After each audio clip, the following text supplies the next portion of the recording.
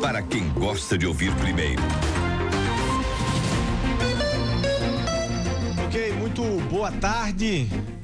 1h34, inclusive para você que está acompanhando a partir de agora pela TV Arapuã. Hoje, excepcionalmente, vocês aí, telespectadores do Rede Verdade, que fica ligado ali logo depois do Cidade em Ação com o Samuca Duarte. Excepcionalmente hoje, a gente faz o Rede Verdade daqui dos estúdios da Arapuã FM, no programa Arapuã Verdade aqui, pra gente tocar o barco já com algumas informações. E Gutenberg, e a informação uma das mais quentes do dia é esse anúncio do Procurador da República, o condutor da Lava Jato, Deltan Dallagnol, como candidato nas eleições de 2022. Que história é essa? Candidato a deputado federal, candidato a senador, acho que é Felipe que tem mais detalhes, né, Felipe? É isso, boa tarde. E o partido também, né? É isso, boa tarde mais uma vez, Gutenberg e Luiz. Ele não disse ainda qual o cargo que vai disputar, mas o ex-coordenador da Operação Lava Jato, Deltan Dallagnol, comunicou ontem sua saída definitiva do Ministério Público e sinalizou que vai entrar na vida partidária. Por meio de um vídeo enviado para as redes sociais, ele disse que pretende lutar com mais liberdade pelas causas que acredita. O procurador mencionou avanços que, segundo ele, foram obtidos com a Operação Lava Jato, mas justificou sua decisão por causa de retrocessos no combate à corrupção. A sensação é de que o que nós fizemos está sendo desfeito e a impunidade dá uma carta branca para que quem nos rouba continue roubando. Isso precisa parar. Esse momento difícil nos desafia a fazer tudo o que está ao nosso alcance pelos meios democráticos para desfazer os retrocessos do combate à corrupção e restaurar a justiça. Nós precisamos manter a esperança viva e lutar pela transformação que nós queremos. Essa decisão de sair do Ministério Público não foi fácil. Eu tenho muito orgulho do Ministério Público e do trabalho que ele faz pela sociedade brasileira em diferentes áreas. Contudo, os nossos instrumentos de trabalho para alcançar a justiça vêm sendo enfraquecidos, destruídos, e nós temos sido impedidos até mesmo de comunicar à sociedade, envolver a sociedade nesse debate por meio da opinião e da crítica. Por isso, eu creio que agora eu posso fazer mais pelo país fora do Ministério Público, lutando com mais liberdade pelas causas em que eu acredito. Às vezes é necessário dar um passo de fé na direção dos nossos sonhos. Eu tenho várias ideias sobre como que eu posso contribuir e eu serei capaz de avaliar, refletir e orar melhor sobre essas ideias depois de eu sair do Ministério Público. Tá aí a palavra do procurador Deltan Dallagnol. A reportagem repercutiu esse tema no Ministério Público da Paraíba e para o coordenador do Grupo de Atuação contra o Crime Organizado do MP, o Dr. Otávio Paulo Neto, a decisão de Deltan ocorre em meio a ações políticas de sufocamento do combate à corrupção e por isso ela tem legitimidade. Essa questão da exoneração de Deltan e o seu consequente ingresso na política só demonstra esse estado de coisas bem singular que o Brasil vive, né? Deltan, na verdade, vem sendo sufocado por alguns do Congresso Nacional, que por sua vez vem pressionando alguns órgãos do Ministério Público, e tem sido insustentável a permanência de Deltan dentro do Ministério Público, né? Em razão de práticas pouco republicanas por parte desses agentes políticos que foram alvos das diversas investigações por ele encabeçadas. Eu creio que Deltan, na verdade, resolveu ingressar na política para dentro desse teatro de guerra, né, se contrapor a esses atores que fazem da política, né, um meio de instrumentalizar suas vidas e desviar recursos públicos. Eu vejo isso assim, deste modo, certo? Posso estar equivocado, mas me parece que de fato houve um processo de sufocamento da permanência dele dentro do Ministério Público. E diga-se de passagem, muito das perseguições sofridas pelo Ministério Público brasileiro se deve às ações da Lava Jato, né? Então, creio eu que com a saída de Deltan pode até acarretar um maior abrandamento nessa perseguição insana que o Ministério Público vem sofrendo. É a palavra do procurador Otávio Paulo Neto. Mas temos repercussões políticas, sim. O deputado estadual Anísio Maia, do PT, não poupou críticas ao ex-coordenador da Operação Lava Jato, Deltan Dallagnol. A Lava Jato precisava fazer um trabalho barulhento precisava alardear o trabalho deles, porque todos eles queriam se projetar na política.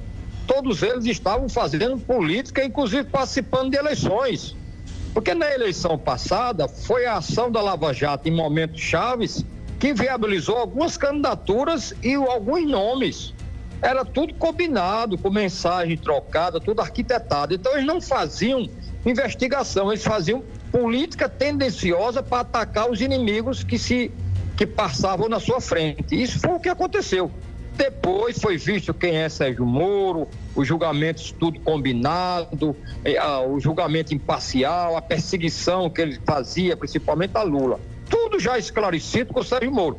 Faltava o promotor da Ilharão. E agora, quando ele se prontifica a fazer política, está tudo confirmado. Agora eu digo, ele já fazia política antes. Ele agora vai ser candidato. Antes ele trabalhava na política às escondidas. Então não é nenhuma novidade. O que ele fazia às escondidas foi desmascarado, amplamente divulgado em várias gravações que o público já conhece. Então, a Lava Jato era, na verdade, um partido político clandestino. E agora eles estão legalizando a política deles. O senhor acha que com essa decisão de Deltan Dallagnol de se candidatar a um cargo público, a sociedade brasileira terá o discernimento para dar uma resposta nas urnas? Olha, isso aí já deveria estar regulamentado. A pessoa usar um cargo público, no caso um cargo institucional, porque ele não foi eleito, ele cumpriu um papel do Estado, usar tudo aquilo para um plano político. Isso tem que acabar. Uma coisa é você ser candidato, ele teria direito a ser candidato, tem, qualquer cidadão tem, mas não da forma como ele está fazendo. Utilizar todo um esquema, todo um sistema, inclusive com ligações e ramificações internacionais, que esse povo é ligado a vários grupos dos Estados Unidos que aqui ordenam o que eles fazem. Então tudo isso combinado, calculado, para mais na frente passar de verdade para a política aberta. Eles faziam política escondida e agora vão fazer aberta. Tá, e eles faziam políticas escondidas e agora fazem aberta. E aí, vão fazer aberta. Concordo com o deputado. A massa caiu de Moro, caiu agora dele, e eles vão ser candidatos para encontrar um mandatozinho. Vai ser candidato a deputado federal, que é mais fácil de ser eleito, tem o apoio da direitona aí todinho, que lucrou com o que eles fizeram nos purões da justiça lá de Curitiba, para tentar tirar Lula da disputa, para tentar botar Lula na cadeia e fazer outras peripécias. Só que a providência divina, Luiz, é importante. Vazou aqueles vídeos, tudinho. E agora vai pro voto, pra saber se tem voto. Peraí, agora vamos aqui. Bora. Vamos separar o joio do trigo. Eu tenho muito cuidado aqui, quando eu venho pra cá, das teses que eu defendo, das teses que eu acredito, pra não entrar em contradição. Ora, se há alguns dias eu estava aqui para criticar e atacar, inclusive considerando completamente antidemocrática, o projeto que prevê a quarentena para promotores, procuradores e juízes saírem e se afastarem 4 anos antes de uma eleição para disputar, isso é um absurdo, isso é antidemocrático, isso é dizer assim, só quem pode ser representado no Brasil são essas categorias. Essas outras a gente cria um muro para blindar e eles não entrarem. Primeiro, então, o que eu tô querendo dizer é, qual é do ponto de vista legal e formal, não há debate algum sobre a participação de nenhum procurador da República, promotor de justiça, juiz no processo, porque a democracia e o Estado democrático de direito foi concebido exatamente para que todas as representações da sociedade brasileira possam ter direito. Por que o Congresso e por que o Ministério Político é feito só para políticos de carteirinha? Não tem direito aos outros, mas não? Não tá falando Peraí, isso, não. Tá falando sim. Aí, o debate. Não, deixa eu terminar. O debate parte muito pela classe política olhar para membros do Ministério Público, membros do Judiciário, dizer assim, não pode participar, fique no seu canto, não entre no nosso, não. Parte muito por isso. Eu vou chegar no porém, mas antes eu preciso deixar isso registrado. É antidemocrático. E você é um defensor da democracia, não pode estar aqui dizendo promotor não pode, juiz não pode. Mas não é por isso não. Deixa eu dar o passo seguinte, Você está indo para outro ramo. Eu tô indo para outro ramo, não. Eu tô fazendo um debate.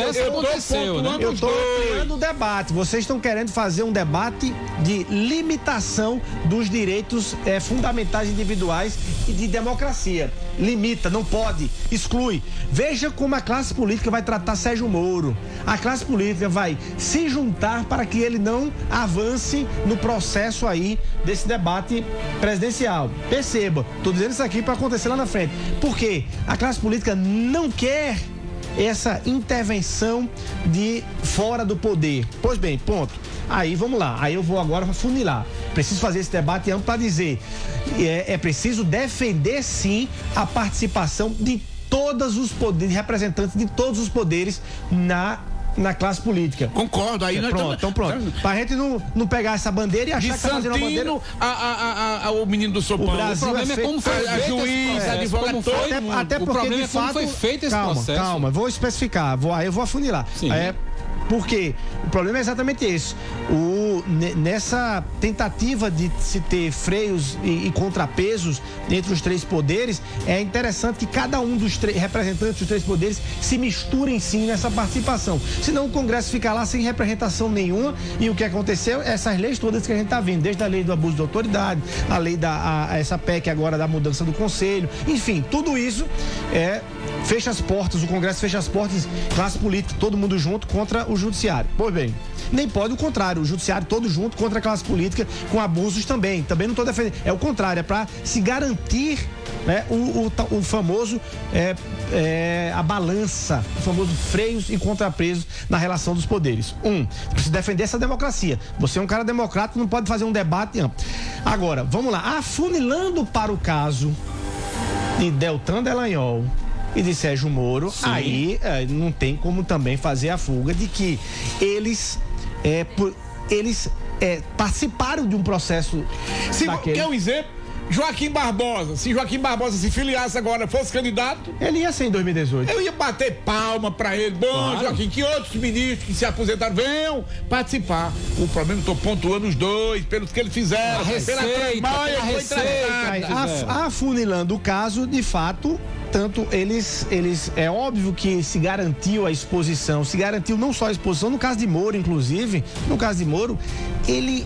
ele foi para ocupar um mandato, ele foi ocupar um espaço do concorrente, do candidato que ele tirou da eleição. Então, não pegou bem, não tem como ele justificar isso, não tem. Acho que até dentro do próprio judiciário, há quem olhe para ele e diga que ele errou ao se tornar ministro, até se tornar ministro. Acertou até aí. Depois daí ele cometeu um equívoco que atesta isso que você está dizendo. Aí, de fato, sim. Por isso que eu defenderia que a quarentena não é por tempo.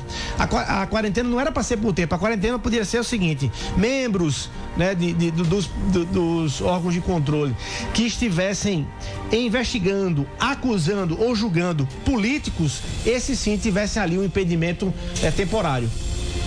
Tivesse um impedimento temporário, porque eles estão aí sim, aí é muito mais fácil, é igual o juiz de futebol tá lá, quando termina vai comemorar a vitória do outro time junto. O tempo é o senhor da razão, vamos ver lá na frente, o que é que a história vai falar mais alto. Felipe.